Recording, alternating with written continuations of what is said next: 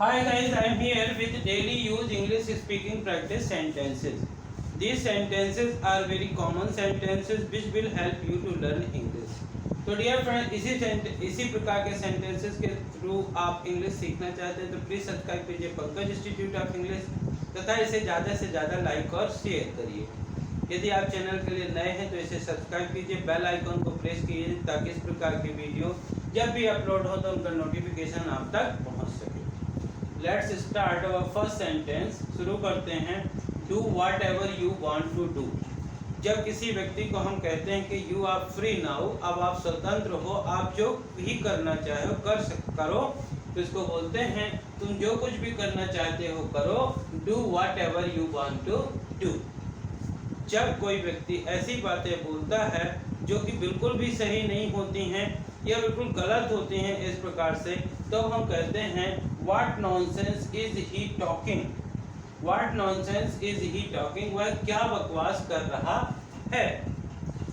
जब कभी कोई आपके सामने कोई ऐसी बात बोलता है जिसके कारण आपको बोलना ही पड़ता है, तो आप कहते हैं I could not keep my mouth shut. I could not keep my mouth shut, मैं अपना मुंह बंद ना रख सका, यानी कि मुझे कुछ ना कुछ बोलना ही पड़ा, मैं इस बात को अपना मुंह चुप नहीं रख सका, मैं अपना मुंह बंद ना रख सका। I could not keep my mouth shut. जब पार्टिसिपेशन की बात आती है, किसी चीज में भाग लेने की बात आती है, चाहे वो गेम्स हो, चाहे किसी चीज में कंट्रीब्यूशन की बात आए, और यदि कोई व्यक्ति पार्टिसिपेट नहीं करना चाहता, भाग नहीं लेना चाहता है, तो हम बोलते हैं he does not want to take part. He does not want to take part, वह भाग नहीं लेना चाहता है। जब आप किसी अनजान स्थान पे किसी काम से जाते हैं और आपको ये मालूम नहीं रहता है कि मैं किससे क्या पूछना है, तो बोलते हैं कि उसने मुझसे कहा, he said Who do I ask? उसने कहा मैं किससे पूछूं, किससे पूछूं। Who do I ask, मैं किससे पूछूं, इस प्रकार से कह सकते हैं। यह फ्रेंड्स कहते हैं कि आप यदि दूसरे को समय देते हैं तो कभी कभार अपने लिए भी समय निकालिए, क्योंकि आज जब आप अपने आप को इम्पोर्टेंस देंगे तब दूसरे भी आपका इम्पोर्टेंस समझेंगे। यदि हम ये कहना चाहते हैं give your self a little time, give your self a little time, अपने आप को थोड़ा समय दो। और जब किसी व्यक्ति की हेल्प के उद्देश्य से हम किसी के पास जाते हैं और उसकी तो हेल्प हो जाती है, लेकिन यदि हम किसी प्रॉब्लम में आ जाते हैं तो बोलते हैं he got me in trouble. He got me in trouble, उसने मुझे परेशानी में डाल दिया।